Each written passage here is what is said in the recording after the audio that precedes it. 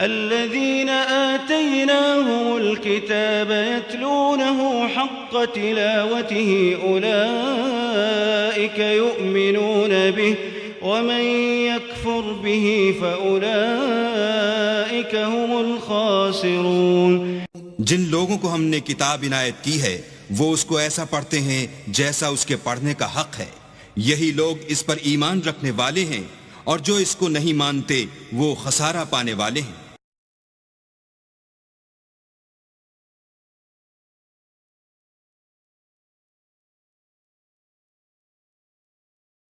أعوذ بالله من الشيطان الرجيم بسم الله الرحمن الرحيم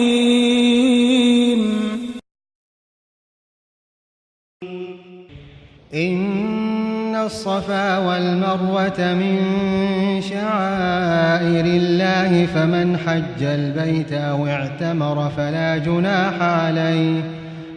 جناح عليه أن يطوف بهما ومن تطوع خيرا فإن الله شاكر عليم إن الذين يكتمون ما أنزلنا من البينات والهدى من بعد ما بيناه للناس في الكتاب أولئك يلعنهم الله ويلعنهم اللاعنون إلا الذين تابوا وأصلحوا وبينوا فأولئك أتوب عليهم وأنا التواب الرحيم إن الذين كفروا وماتوا وهم كفار أولئك عليهم لعنة الله والملائكة والناس أجمعين خالدين فيها لا يخفف عنهم العذاب ولا هم ينظرون وإلهكم إله واحد لا إله إلا هو الرحمن الرحيم إن في خلق السماوات والأرض واختلاف الليل والنهار والفلك التي تجري في البحر بما ينفع الناس وما أنزل الله من السماء من ماء فأحيا به الأرض بعد موتها وبث فيها من كل دابة وتصريف الرياح والسحاب المسخر بين السماء والأرض لآيات لقوم يعقلون ومن الناس من يتخذ من دون الله أندادا يحبونهم كحب الله والذين آمنوا أشد حبا لله ولو يرى الذين ظلموا إذ يرون العذاب أن القوة لله جميعا وأن الله شديد العذاب फरमाया इन्न सफ़ा वल मरवत मिन शाइरिल्लाह, ये भी अल्लाह के शायर में से है। शायर किसे कहते हैं? वो चीज़ जो शऊर बख्शे। तो वो चीज़ें कि जिनके साथ उलुल अज़्म पैगम्बरों या उलुल अज़्म इंसानों, उलुल अज़्म औलिया अल्लाह के कुछ हालात व वाक़यात का कोई ज़हनी सिलसिला कायम होता हो, वो गोया के शऊर दिलाने वाले होते हैं, याद दिलाने वाले होते हैं, अल्लाह ताला की तरफ ज़हन को ले जाने वाले होते हैं। इस एतबार से शायर न सफ़ा वल मरवत मिन शाइरिल्लाह फमन हज्जल बैत अव इअतमर फला जुनाह अलैहि अन यतव्वफ बिहिमा। तो जो कोई भी हमारे घर का हज करे, बैतुल्लाह का हज करे या उम्रा करे, इअतमरा फला जुनाह अलैहि, तो कोई हर्ज नहीं है उस पर, अन यतव्वफ बिहिमा, कि उन दोनों का भी तवाफ करे। वो जो 7 चक्कर लगाए जाते हैं, इन्न सफ़ा वल मरवा। वमन ततव्वा खैरन, जो शख्स जानबूझकर भला काम करता है, फ़इन्नल्लाह शाकिरुन अलीम, तो जान लो अल्लाह बड़ा कदरदान है। अब शुक्र انسان کرتا ہے تو اس کے معنی کیا ہوں گے؟ احسان مند ہونا. وہی شکر اللہ کرتا ہے شکور، اس کے کیا معنی ہوں گے؟ قدردانی. میرے بندے نے یہ کام کیا، میرے بندے نے میرے لیے یہ محنت کی، یہ قربانی دی. ان اللہ شاکر علیم. اور جانتا ہے، چاہے کسی اور کو پتہ نہ چلے اسے تو معلوم ہے. اگر تم نے اللہ کی رضا جوئی کے لیے کسی کو کوئی مالی مدد دی ہے اس حال میں کہ جو کچھ داہنے ہاتھ نے دیا ہے بائیں کو بھی خبر نہیں ہونے دی، کجا یہ کہ کسی اور انسان کے سامنے اس کا تذکرہ ہو، تو اب یہ جو ہے اللہ کے تو علم میں ہے. اگر تو اللہ سے اجر و ثواب چاہتے ہو تو اس کا ڈنڈورا پیٹنے کی کوئی ضرورت نہیں. اور اگر تم نے لوگوں کو دکھانے کے لیے کیا تھا تو وہ تو شرک ہو گیا، لائبلٹی ہو گئی. ان الذین یکتمون ما انزلنا من البینات. اب یہاں پھر کچھ آخری یوں سمجھیے کہ یہ اب جس کو کہتے ہیں موپنگ اپ آپریشن، بات مضمون تو پورا ختم ہو گیا لیکن کچھ نہیں صحیح چیزیں ابھی ہیں سابقہ امت مسلمہ کے بارے میں کہنے کی، وہ مزید ایڈ کی جا رہی ہیں. ان الذین یکتمون ما انزلنا من البینات والہدی من بعد ما بیناہ للناس فی الکتاب اولئک یلعنهم اللہ یلعنهم اللاعنون. یقیناً وہ لوگ جو چھپاتے ہیں اس شے کو جو ہم نے نازل کی ہے بینات میں سے اور ہدایت میں سے، اس کے بعد کہ ہم نے ان کو واضح کر دیا ہے لوگوں کے لیے کتاب میں، وہ لوگ ہیں کہ جن پر لعنت کرتا ہے اللہ، اور لعنت کرنے والے ہیں کرتے ہیں تمام لعنت کرنے والے. یعنی علم ایک بہت بڑی جو ہے امانت ہے، اس علم کا چھپانا. کتمان حق ہم آیت پڑھ آئے ہیں، وَمَنْ أَظْلَمُ مِمَّنْ يَكْتُمُ شَهَادَةً عِنْدَهُ مِنَ اللَّهِ. اگر اللہ کی طرف سے کوئی گواہی کسی کے پاس ہے وہ اسے چھپا لے تو اس سے بڑا ظالم کون ہوگا؟ اب انہی کی وضاحت ہو رہی ہے، کیسی کیسی کھلی شہادتیں تورات اور انجیل میں تھیں اور ان کو یہ چھپائے پھر رہے. ان الذین یکتمون ما انزلنا من البینات والہدی من بعد ما بیناہ للناس فی الکتاب اولئک یلعنهم اللہ یلعنهم اللاعنون الا الذین تابوا واصلحوا وبینوا. سوائے ان کے کہ جو توبہ کریں، رجوع کریں اور اپنی اصلاح کر لیں اور اب واضح کریں وہ شے کہ جو انہوں نے چھپائی ہوئی تھی اسے ظاہر کریں. فَأُولَٰئِكَ أَتُوبُ عَلَيْهِمْ. تو ان کی توبہ میں قبول کروں گا اور ان کی طرف میں نگاہ التفات میں اپنی پھر ان کی طرف متوجہ کر دوں گا. وَأَنَا التَّوَّابُ الرَّحِيمُ. اور میں تو ہوں ہی توبہ کا قبول کرنے والا اور رحم فرمانے والا. ان الذین کفروا وماتوا وهم کفار. یقیناً جن لوگوں نے کفر کیا اور وہ مرے اسی حال میں کہ کفر پر قائم تھے، اولئک علیہم لعنت اللہ والملائکۃ والناس اجمعین. ان پر تو لعنت ہے اللہ کی بھی اور فرشتوں کی بھی اور تمام انسانوں کی بھی. خالدین فیہا. اس لعنت کی کیفیت میں وہ اب ہمیشہ رہیں گے.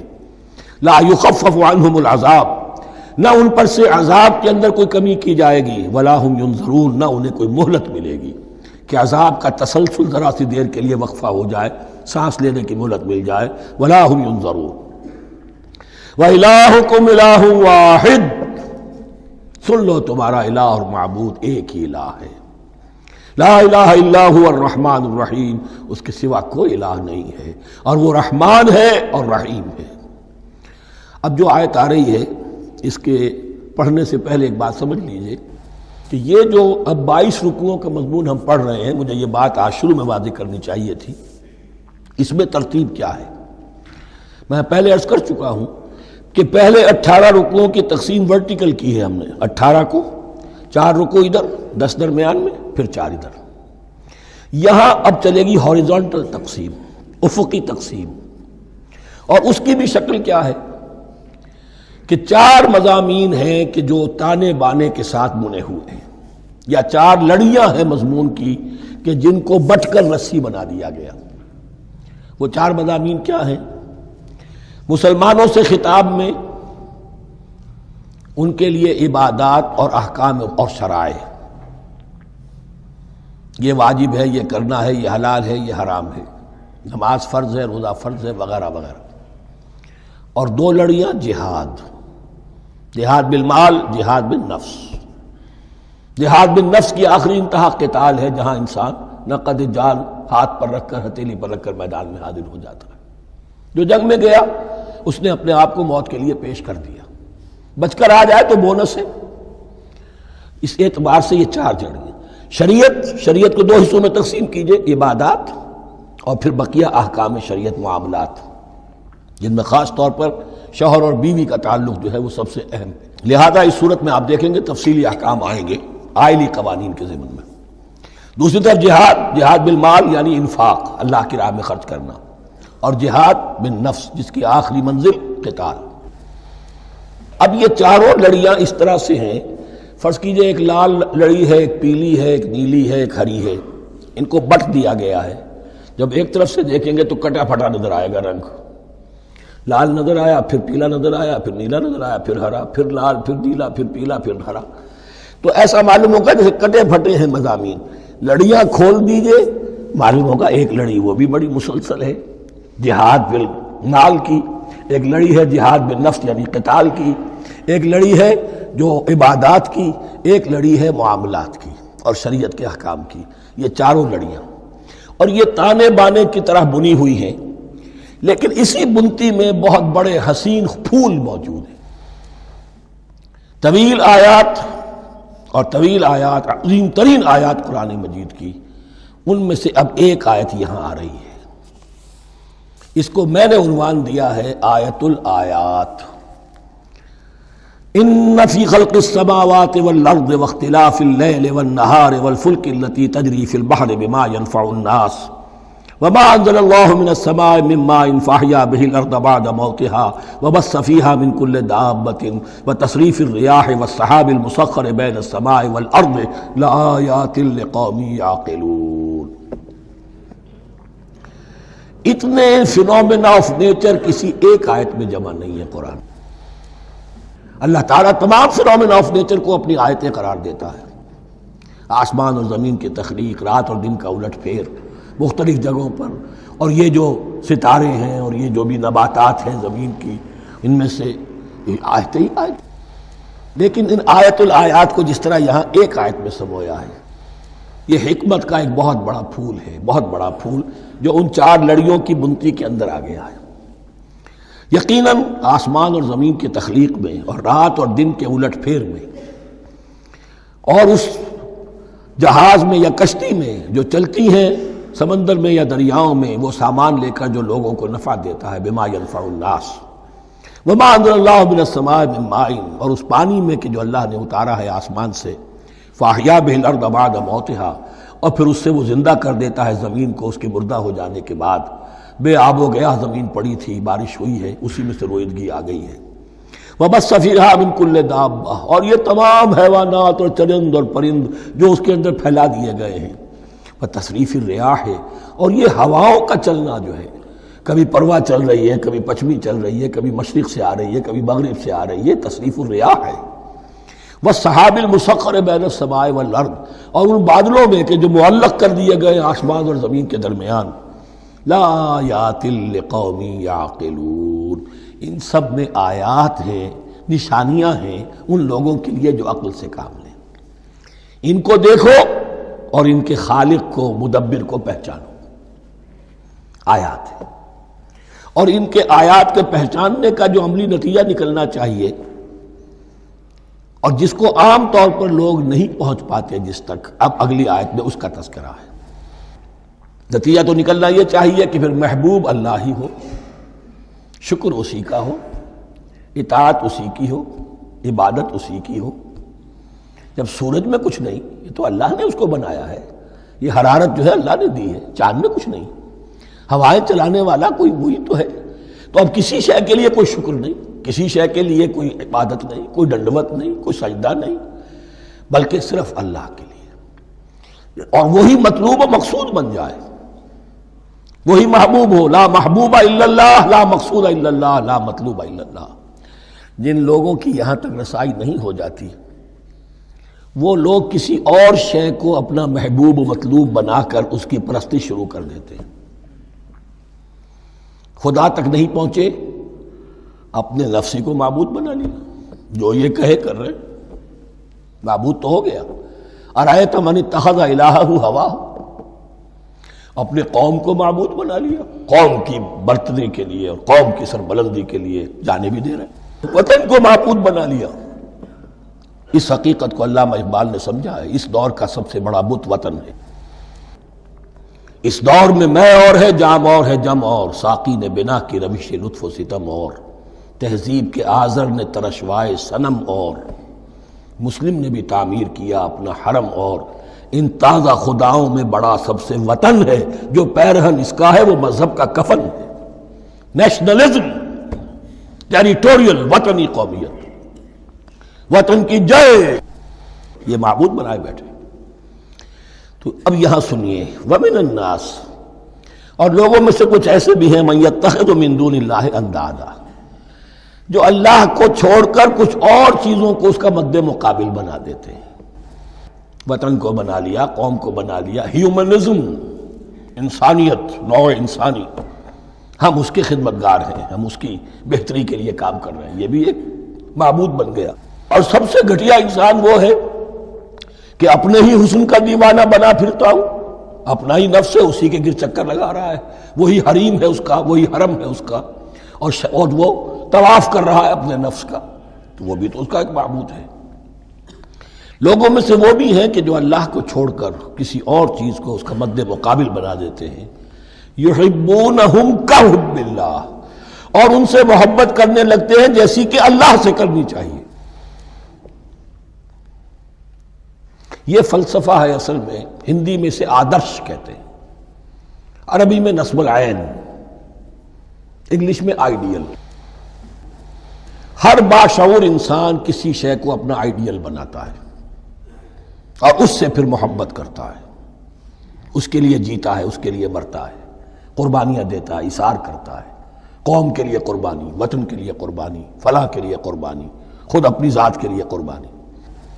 یحبونہ کحب اللہ، یہ سارے کام تو اللہ کے لیے کرنے کے تھے.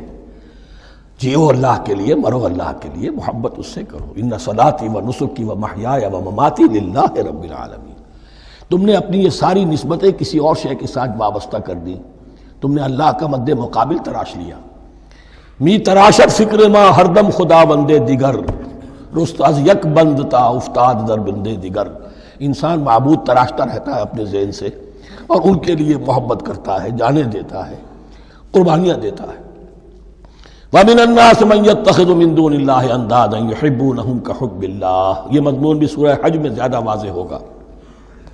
وَالَّذِينَ آمَنُوا أَشَدُّ حُبًّا لِلَّهِ. پھر یہ لٹمس ٹیسٹ کا لفظ میری زبان پر آ رہا ہے، اور جو لوگ واقعتاً صاحب ایمان ہوتے ہیں ان کی شدید ترین محبت ہوتی ہے اللہ کے ساتھ. اگر یہ نہیں ہے، اگر یہ نہیں تو بابا پھر سب کہانیاں ہیں. کوئی شے اللہ سے زیادہ محبوب ہو گئی وہ تمہاری معبود ہے. تم نے اللہ کو چھوڑ دیا، چاہے وہ دولت ہی ہے. تائس عبد الدینار و عبد الدرہم، ہلاک و برباد ہو جائے درہم و دینار کا بندہ. نام عبد الرحمن ہے، حقیقت میں عبد الدینار ہے. دینار آنا چاہیے، حرام سے آئے، حلال سے آئے، جائز سے آئے، ناجائز سے آئے، تو معبود اللہ نہیں ہے، معبود دینار ہے. ہندو نے یہ کیا کہ لکشمی دیوی کی ایک مورتی بنا کر پوجنا شروع کر دیا. یہ لکشمی دیوی اگر ذرا مہربان ہو جائے گی دولت آ جائے گی. ہم نے کہا ہٹاؤ اس درمیان کے لنک کو، سیدھے ہی دولت کو کیوں نہ پوجو، پیٹرو ڈالر کو پوجو، ڈالر کو پوجو، ترک وطن کرو، ماں باپ کو چھوڑو یہاں سے سکتا ہوا کہ مر رہے ہیں اور کوئی ان کا بیٹا ان کی بیٹی ان کے پاس نہیں. کس لیے؟ ڈالر. کون معبود ہوا؟